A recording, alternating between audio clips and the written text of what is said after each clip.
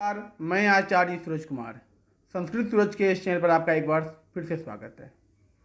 आज हम लोग कालिदास के महाकाव्य के बारे में पढ़ेंगे, लेकिन उससे पहले कालिदास का संक्षिप्त परिचय, कालिदास के बारे में जानेंगे। उसके बाद उनके महाकाव्य पर भी प्रकाश डालेंगे। ठीक है, तो कालिदास की पूरी रचना, पूरी कहानी, पूरी रचना सहित मैं आपको इसमें पढ़ाने वाला हूँ। शुरू करते हैं।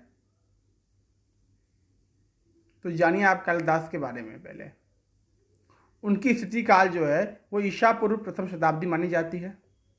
कालिदास का स्थिति काल विद्वानों के लिए काफ़ी विवाद का विषय रहा है। आलोचकों ने अपने अपने भिन्न भिन्न मत प्रस्तुत करके इनकी स्थिति काल प्रथम शताब्दी से लेकर ईसा की 6ठी शताब्दी तक निश्चित किया है। वास्तविक या अधिक मान्य मत अधिकतर इतिहासकारों ने कालिदास का समय ईसा पूर्व प्रथम शताब्दी ही निश्चित किया है, जो सही एवं सत्य भी लगता है। अब जन्म स्थान जानिए इनके बारे में। कुछ आधुनिक शोधकर्ताओं के अनुसार इनका जन्म स्थान ग्राम कविल्ठा और जिला चमोली, गढ़वाल, उत्तराखंड निर्धारित किया गया है, लेकिन प्राचीन मान्यतानुसार इनका जन्म स्थान उज्जैन या कश्मीर माना जाता है। वे जाति से ब्राह्मण व शैव भक्त भी थे। इनके बारे में जनश्रुति है कि कालिदास के जीवन के संदर्भ में आपको अनेक जनश्रुतियाँ मिलती है पढ़ने को, बहुत प्रचलित हैं इनके जनश्रुति। तो एक जनश्रुति के अनुसार, अगर आप एक कहानी आपने बहुत ये लोकप्रिय कहानी है कालिदास के बारे में, तो इसमें आपने पढ़ा होगा, सुना होगा कि ये शैशव अवस्था में मूर्ख, जब बच्चे थे ये, तो वो शैशवावस्था में थे जब, तो महामूर्ख थे। कुछ लोगों द्वारा षड्यंत्र पूर्वक उनका विवाह उस समय की सर्वोत्तम विदुषी विद्योत्तमा के साथ करवा दिया गया था।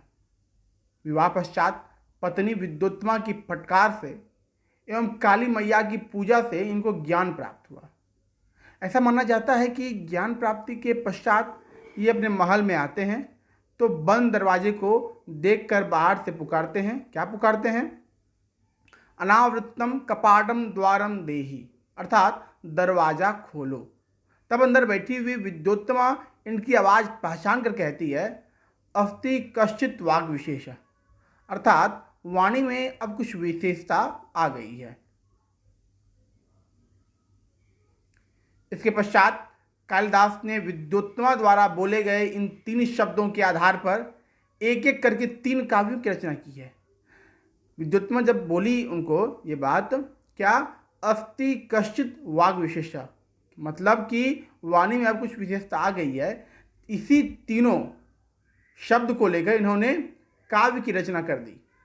क्या काव्य रचना हुई? तो पहला शब्द अस्ति शब्द को लेकर एक कुमार संभव महाकाव्य लिख दिए, कश्चित शब्द को लेकर मेघदूत खंड काव्य लिख दिए, और वाग विशेष शब्द को लेकर ये रघुवंश महाकाव्य इन्होंने लिख दिया। अब इनके बारे में मुख्य जानकारी समझ लीजिए, मुख्य जानकारियां जानिए आप। पहला कि संस्कृत साहित्य जगत में कालिदास के तुल्य अन्य कोई कवि नहीं हुआ है और यह स्वीकार्य भी है। जयदेव कवि के द्वारा स्वरचित प्रसन्न राघवम रचना में कालिदास को कवि कुलगुरु की उपाधि से सम्मानित किया गया है। तीसरा फैक्ट जानिए इनके बारे में कि कालिदास का सर्वाधिक प्रिय अलंकार उपमा अलंकार माना जाता है। कालिदास ने अपनी रचनाओं में वैदर्भी रीति का प्रयोग किया है और आचार्य दांडिक के अनुसार, तो माफ कीजिएगा, आचार्य दंडिक के अनुसार वैदर्भ मार्ग को कालिदास ने उन्नत शिखर पर पहुंचाया है। और 5वां फैक्ट इनके बारे में है कि रघुवंशम महाकाव्य की 6ठ सर्ग में, 6ठे सर्ग में इंदुमती की उपमा दीपशिखा से किए जाने के कारण इनको दीपशिखा कालिदास भी कहा गया है। ये प्रश्न आता है, इसको ध्यान में रखिएगा। ठीक है, मुख्य तथ्य जानिए इनके बारे में। कालिदास जी की प्रथम रचना है ऋतु संहरम। कालिदास की प्रथम नाट्य रचना है मालविकाग्निमित्रम। कालिदास की प्रथम रचित महाकाव्य है कुमार संभवम। लघुत्रयी कालिदास द्वारा रचित निम्न 3 प्रसिद्ध रचनाओं को संस्कृत साहित्य जगत की लघुत्रयी कहा भी गया है। क्या कौन कौन 3 रचना है? तो रघुवंशम, कुमार संभवम और मेघदूतम को लघुत्रयी के अंतर्गत रखा गया है। अब महाकवि कालिदास द्वारा 7 रचनाएं जो हैं वो निम्न हैं और 7 रचनाएं प्रसिद्ध हैं।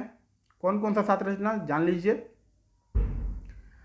आपका महाकाव्य में 2 है, कुमार संभवम और रघुवंशम। जब आप गीति काव्य पढ़ेंगे उसमें भी 2 रचना है इनकी, मेघदूतम और ऋतु संहरम। और नाटक जब पढ़ेंगे आप तो इनकी 3 रचना है, अभिज्ञान शाकुंतलम, विक्रमोर्वशीयम और मालविकाग्निमित्रम। ये 7 रचनाएं प्रसिद्ध है कालिदास की।